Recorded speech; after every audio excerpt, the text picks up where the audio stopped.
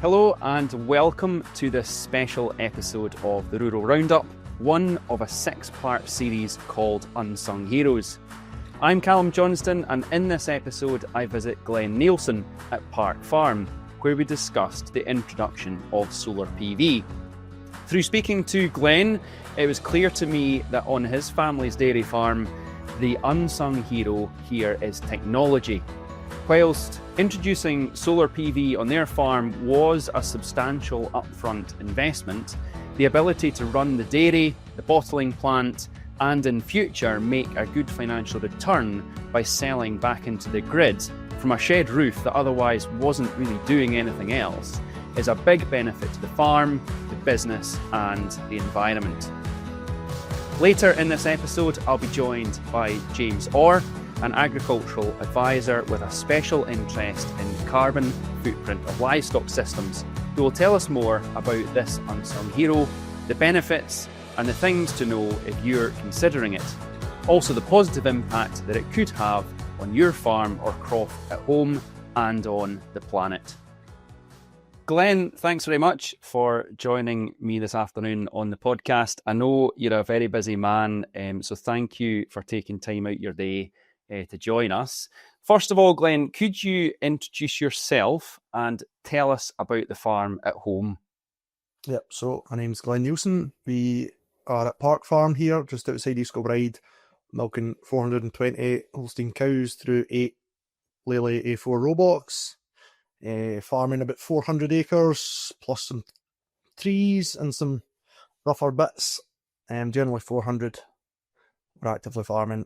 I'm trying to think what else. We recently put in our own bottling plant, so about 50% of our milk goes to Muller Tesco, and the other 50% my older brother Ross, who came into the business, put up a bottling plant in 2023, summer of 2023 we started bottling, so that's grown arms and legs and started at 100 litres the first day, and now we're up to 50,000 litres a week, so that's been some massive changes in the last few years.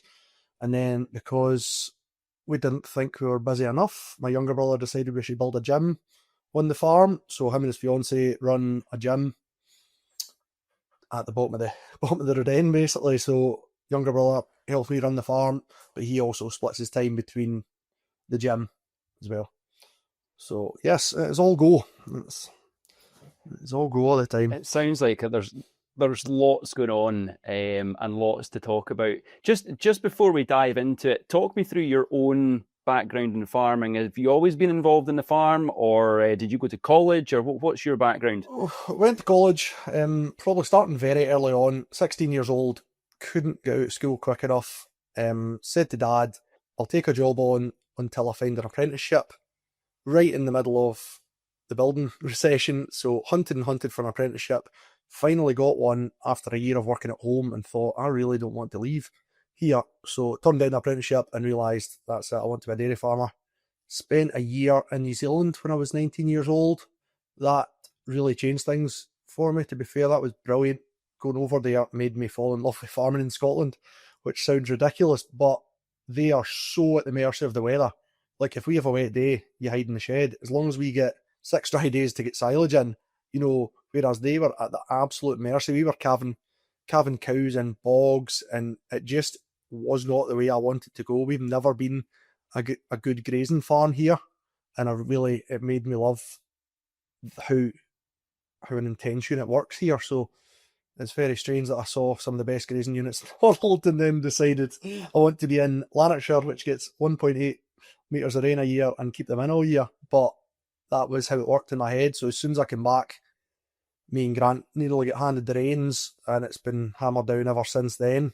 So that would be 2017. We put the first robots in. So that was a 6-year process for the first 4 getting into to the next 4, and then parlour off after that. And that's us 8 years this winter, milking through robots. So Wow. So 8 robots. Clearly, it's not, we're here, I guess, this afternoon to talk about the solar panels, but, it's not the first time that you've introduced new technologies on the farm. In terms of the robots specifically, before we move on to the solar, why did you introduce robots? What was the driver for that? We were, I don't want to say our hand was forced, it absolutely was not, but we had two Polish couples staying with us for 10 years, done every morning milking. They were 7 days a week, they took one afternoon off, stacking the cash. They were building houses in Poland, and then the time came, the kids were ready to go to school in Poland, and they announced they were leaving. And we thought, oh my God, we were at 3 milkings a day, about 5 hours of milking. So it was not an enjoyable experience. It wasn't a nice milking. And that really got us thinking, are we going to be able to replace them? You know, is there going to be somebody wanting their job?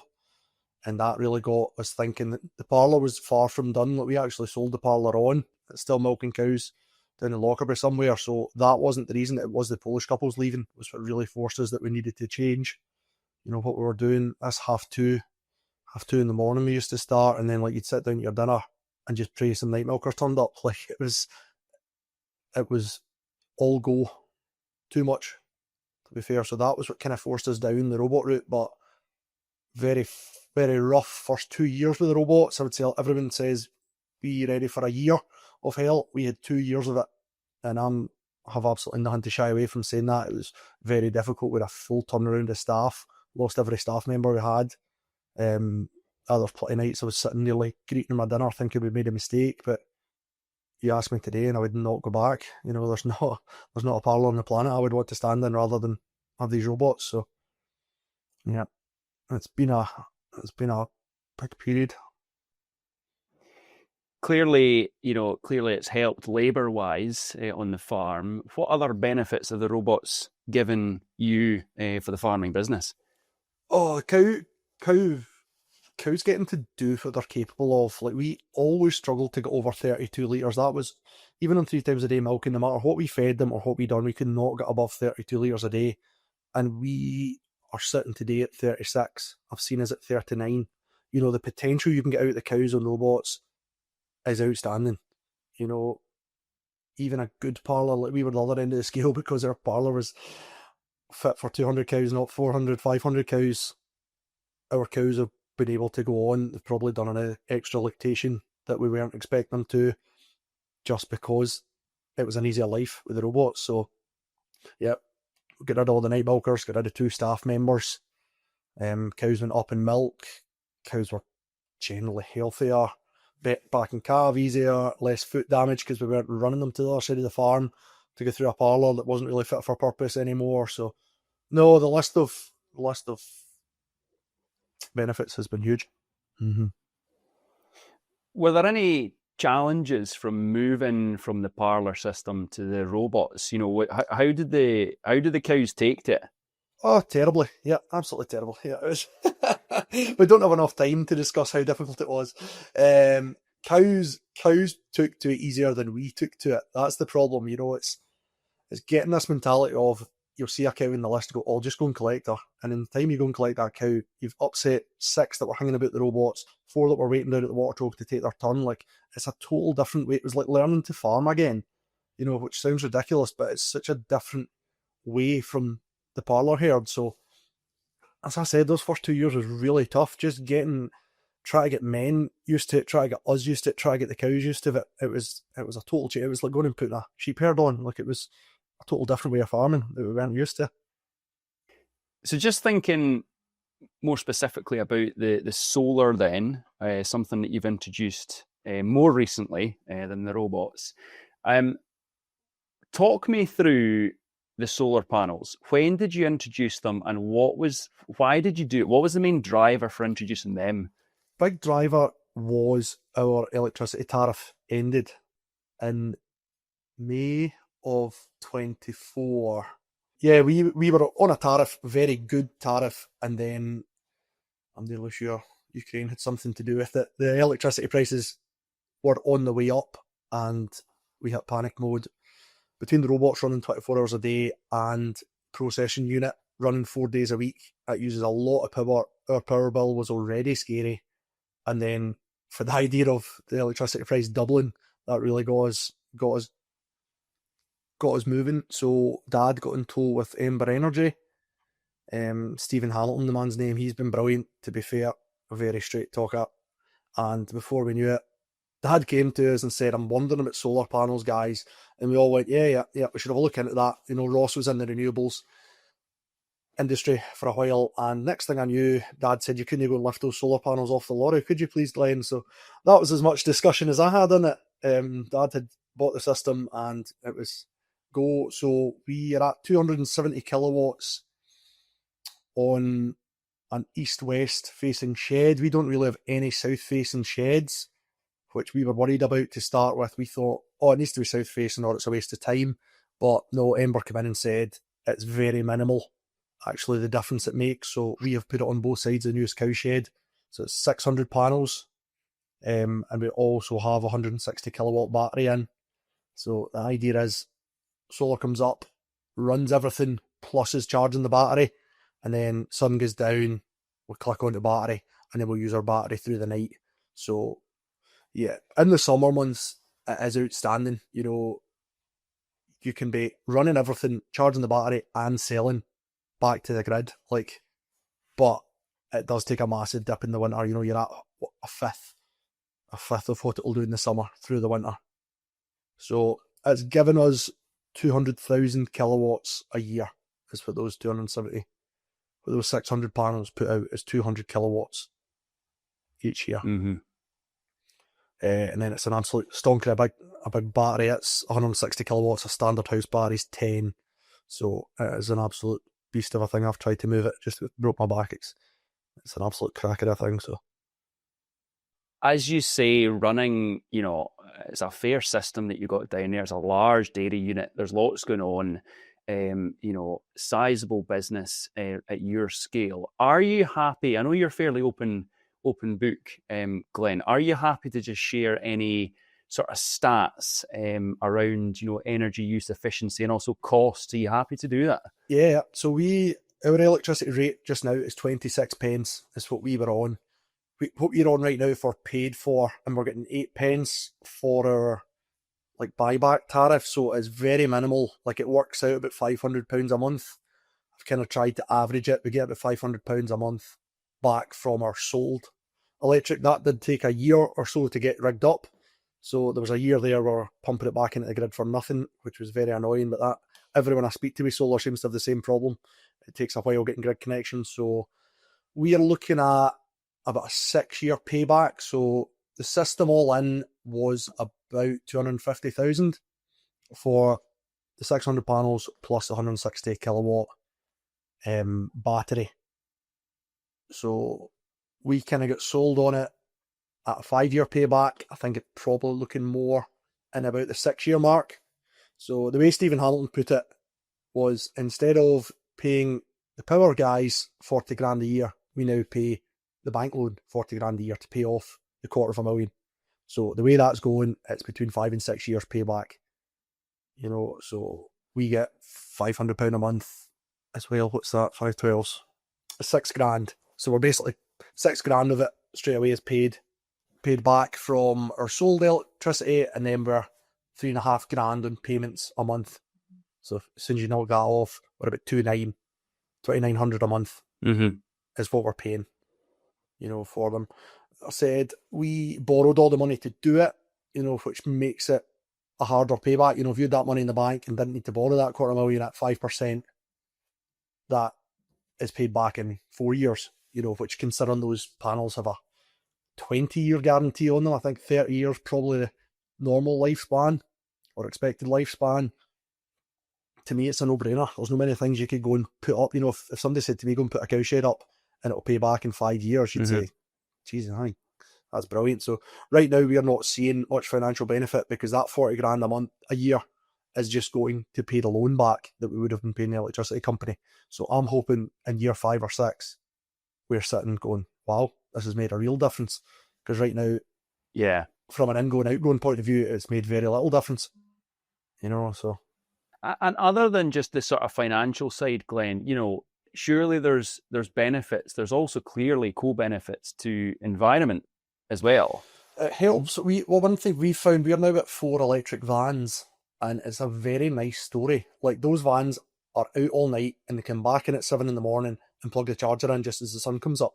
So we are running those vans purely on solar, solar power, and then they're out through the night once they've been charged all day, and then we're charging them the next day.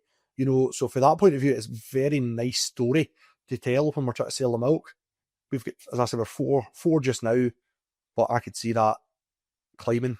Still a good few diesel ones for the bigger jobs and the further away stuff. But yeah, it is very nice to think, it's a shed roof that was doing nothing anyway. We've not had to go lose a field to cover in solar panels or anything. It's a shed roof that's up there doing nothing anyway. So yeah, exactly. I'm kind of jumping around a wee bit here, but you touch on it. It's a great marketing story for what's fresh and the family business. I just wonder, we didn't really cover it in a lot of detail, but just, in terms of selling direct and that marketing story, why did you look to add value to your milk in the first place?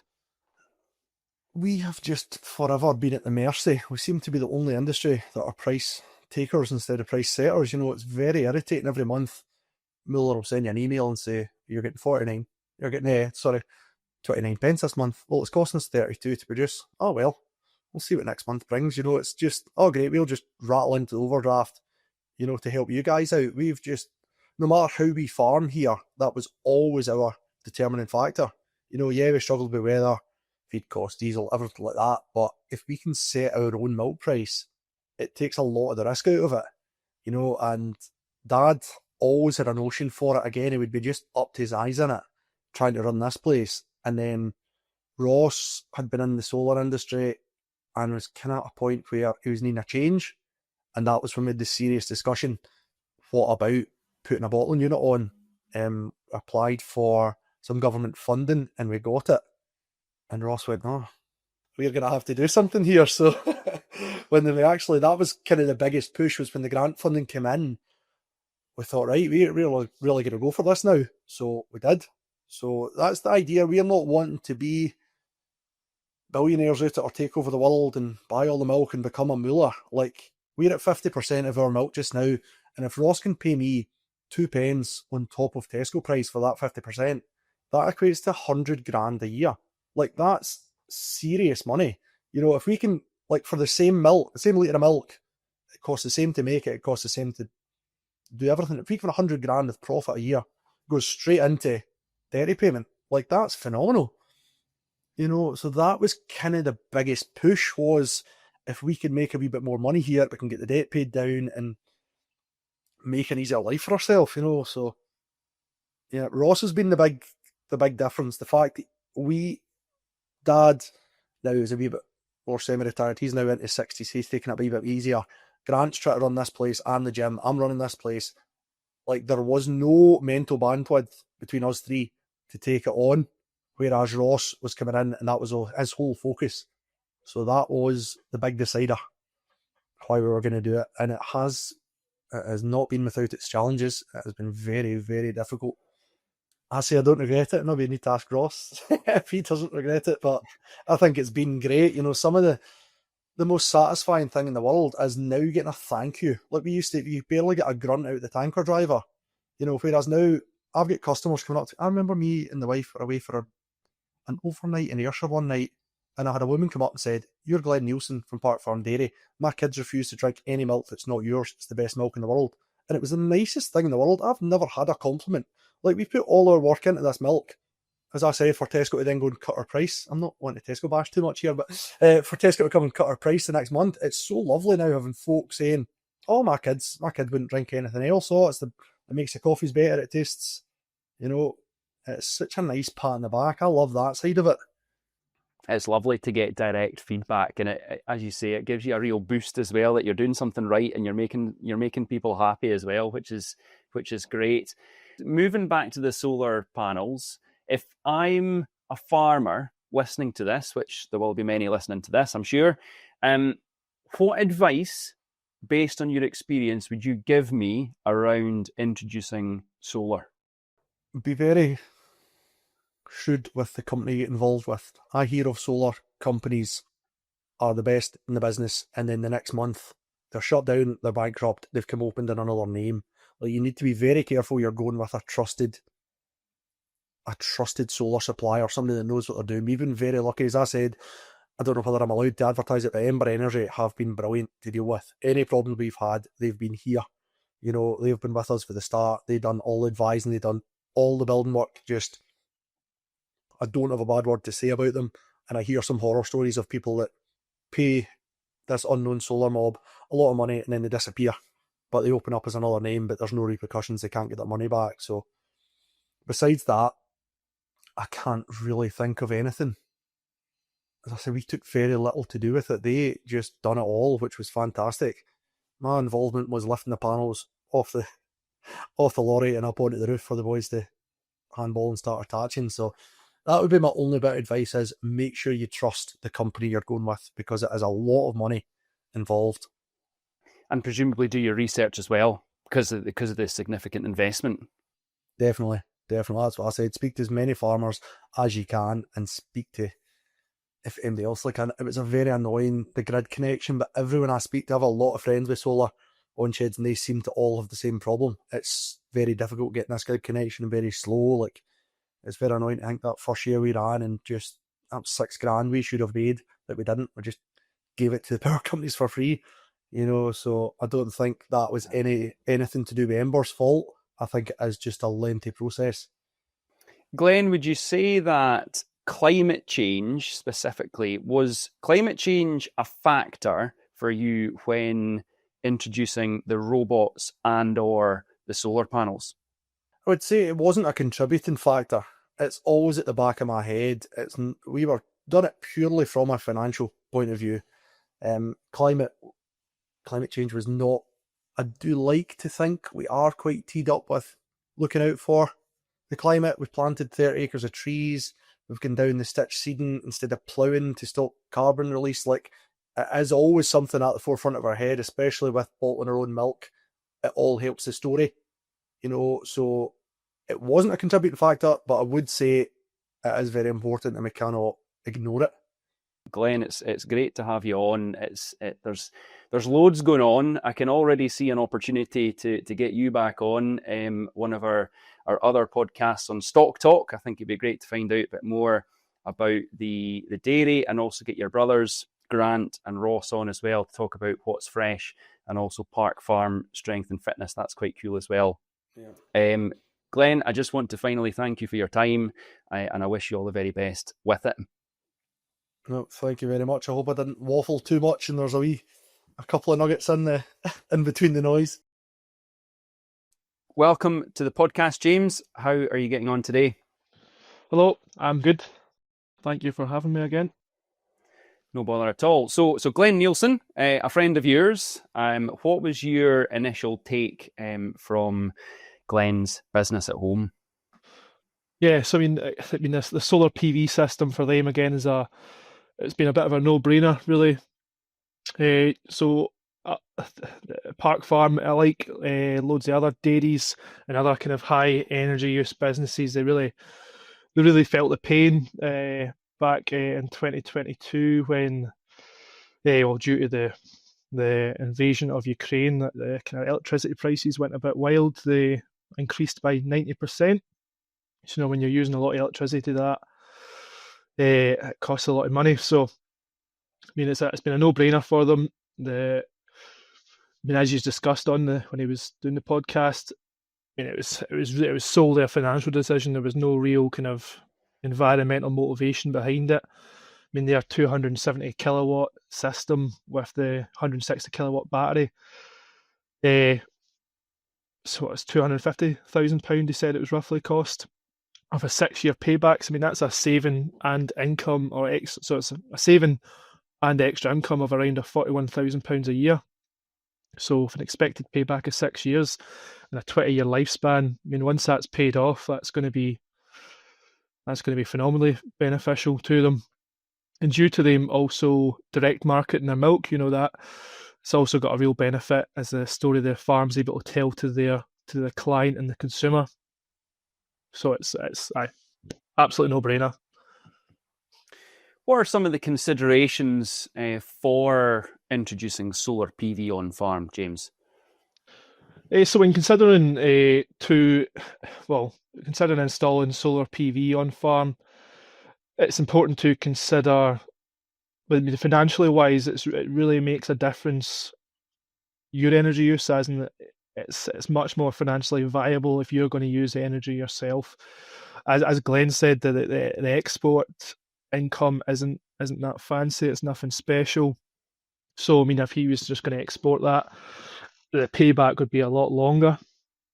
So it's far more beneficial if you can use energy yourself. So for high energy use businesses like a robotic milking system, when he's got 8 robots, they've got the bottling plant, and they've got Park Farm Fitness as well. So they've got a gym. So there's a lot of lights needing powered, the robots needing powered, and with the bottling plant will use a lot of energy as well. So it's that's the first thing. You need to be sure financially, and build a solar PV system around it.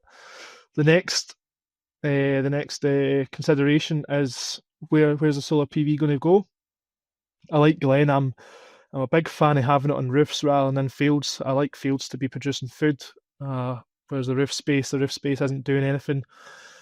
So I would you need to consider your buildings and the state of the roofs. Solar PV is very heavy. It's a lot of weight to add onto the roof of your shed, so that the structure needs to be suitable. You certainly wouldn't put it on an old building. You want that structure needs to be there for the entire lifespan of that solar PV system. Why do you think, James, there's not solar PV on every shed across the country? I don't think it's on every single shed yet, because I mean it's a big investment. I mean, that was £250,000 they spent on that, so it's a massive investment. When energy costs typically haven't been, energy price hasn't been that bad. So it's probably the reason it's not in every shed is because there's a better, you think you've got a better use for that money. You want to invest in something else rather than a solar PV system. I think maybe another reason is there's a lot of bad stories going around of people who have had kind of cowboy businesses that have been involved, and things have went wrong. Certainly I've got quite a few clients that have had bad experiences with different companies trying to put in solar PV systems, where in some of the better case scenarios the money's just not added up like they were told it was going to, and in other cases they've been left with useless panels that don't actually work, and they've needed to pay another company to remove them, and the company that had done them is defunct and doesn't exist anymore. As Glenn said, that was a problem. So yeah, I mean, to get around that, the real key thing is doing your homework on the companies that you're potentially going to work with. Talk to other farmers who've done it successfully. Talk to farmers you trust, and hopefully go with a company they've worked with that's got a reputable company. From your experiences, you're an agricultural advisor. You're based down in Ayr there, and big dairy part of the world. Down in the southwest, are you seeing more and more farms in your area either introducing solar or thinking about it? Yes, I mean, particularly following that big spike in energy prices, there was a lot of interest in solar PV systems. I mean, it's fantastic. It goes on an existing roof that it doesn't do anything else. The roof doesn't yield any value to you. It's it's land like that roof sitting on land that's been taken out of production. It's above a shed, and if you can make money off it, why not? So, yeah, there's been a big increase in demand in it, and we've seen, particularly on dairy clients, we've seen a lot of solar PV systems being installed retrospectively on rooftops. And we also touched on robots earlier, and as Glen and the family, it's a fair business. They're running a lot of dairy cows, and they've got 8 robots. That's a fair investment in itself. From your experience with robots, what are some of the benefits that robots can bring on farm?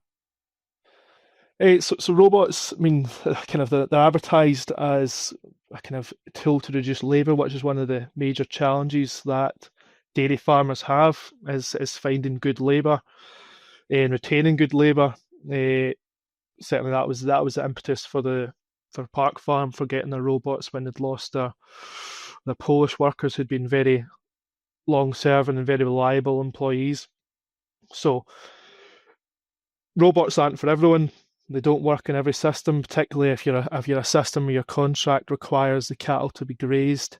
That can be quite challenging to manage a grazing system with robots. But for the park farm, it was definitely the right decision. With robots, as I said, they're kind of generally kind of marketed as a tool to reduce labour. In my experience, I've not really found that's been the main benefit. There is probably a bit of a reduction in labour, but probably not enough to cut staff members. It's really more that the staff get to do more interesting work.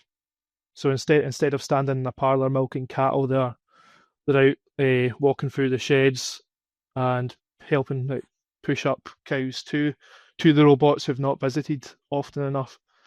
They're also, the information you get from robots is phenomenal as well, so it really helps.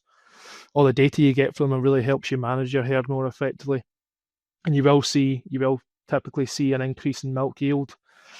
Staff retention's probably helped because the staff will be doing more interesting and satisfying work.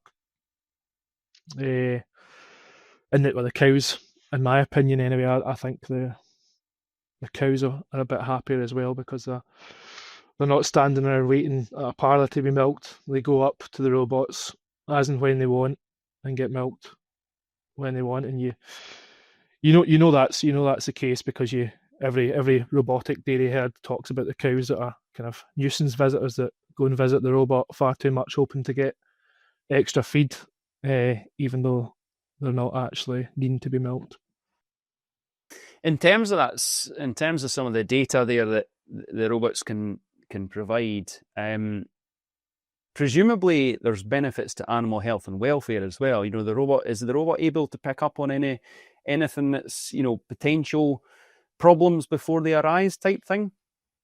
Yes, so the robot has a lot of sensors and tracks a lot of data around kind of indicators around kind of milk quality. So it would be able to indicate kind of levels of bacteria in the milk, and it'll be able to indicate kind of like milk conductivity and things like that, which basically you can find out that a cow is going to have maybe a mastitis or another kind of other problem before it actually physically materializes. You'll see the kind of indicators before the cow's showing it itself and its behavior.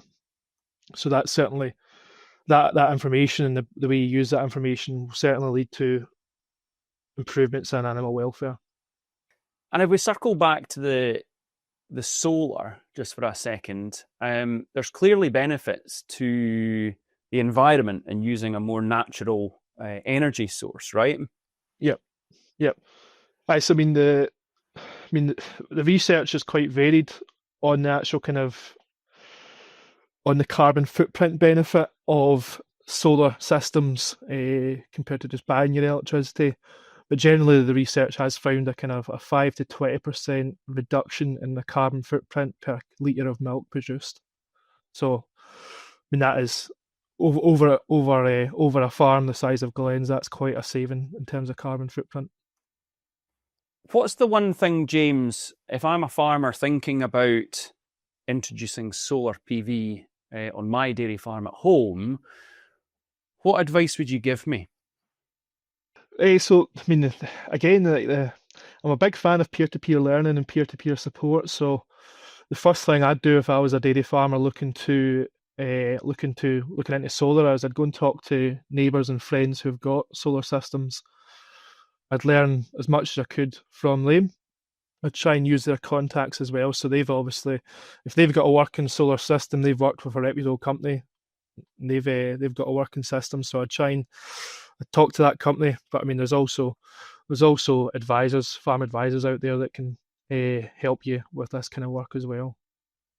So and then certainly before I engaged a company, I would do my research on them. I'd make sure they were reputable. If they've just started up in the last year, it's maybe a bit of a red flag.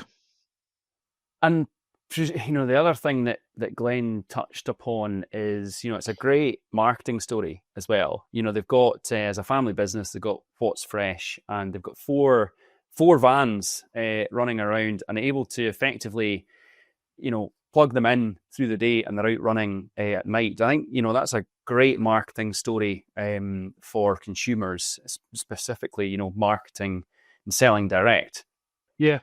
So, I live in the south side of Glasgow, so we're just kind of in an area that Park Farm does actually deliver to. So, our local ice cream shop is it's all Park Farm milk that goes to make the ice cream there. So, in the consumer here, when I'm at the park with my dog, you're talking to people, and they find out that I'm involved in agriculture. They quite often ask me, do I know Park Farm? Do I know what's fresh?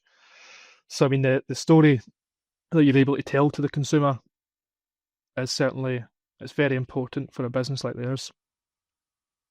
Yeah, it's a really impressive setup. We've covered a lot of ground this afternoon, James, robots and also solar systems. And clearly there's benefits to labour on the farm. There's benefits to animal health and welfare and some of the data that the robots bring. For the solar, there's clearly a reduction in carbon footprint as well. I think you said it and Glenn said it. It was a substantial investment, £250,000. But you for me, you hit the nail on the head. It's a shed roof that can yield many benefits. You can be running, if you've got a really a high energy use dairy unit. You can be running everything on the farm, charging the battery, and then selling back to the grid. So it's a win-win all round for reducing costs, becoming more efficient, using a natural energy source, and also, as we touched on at the end there, it's great for marketing purposes as well, selling direct. So James, just finally, thank you for joining me, and I wish you well. Thank you very much. Thanks for joining us for this special episode of the Rural Roundup. Check out the other 5 episodes of the Unsung Heroes series, all available to listen wherever you normally do right now. If you'd like to get in touch or find out more about anything that we've discussed in the podcast, head to the show notes. This episode was presented by me, Calum Johnston, produced by Kerry Hammond, and edited by Cameron Walsh in association with the Scottish Government.